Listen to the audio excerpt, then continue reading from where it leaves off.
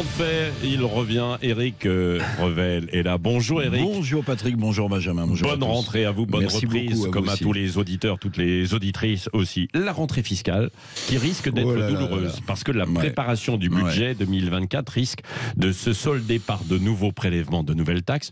On est loin de la promesse d'Emmanuel Macron de baisser les impôts. Bah oui, je le rappelle, on a 3 000 milliards d'euros de dette publique. La situation budgétaire française est donc très mauvaise, d'autant que les taux d'intérêt ne cessent de grimper.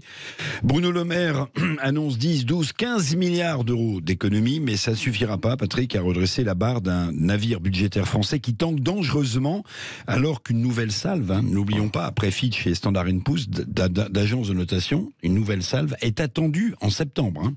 Il y a le feu au lac, donc, des nouvelles taxes, bah oui, il y en a.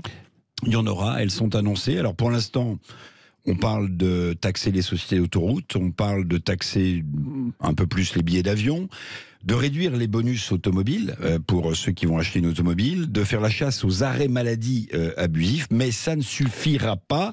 Le contribuable retient son souffle, on retient tous notre souffle en cette rentrée. Oui, ces nouvelles taxes ne devraient donc pas toucher les ménages directement, quoi, c'est ça? Oui, alors c'est ce qu'affirme Elisabeth Borne. En tout cas, pas touche aux ménages, pas touche aux ménages. Mais je vais vous le dire franchement, qui peut y croire? D'autant que la taxe foncière, vous l'avez peut-être vu, explose pour les propriétaires.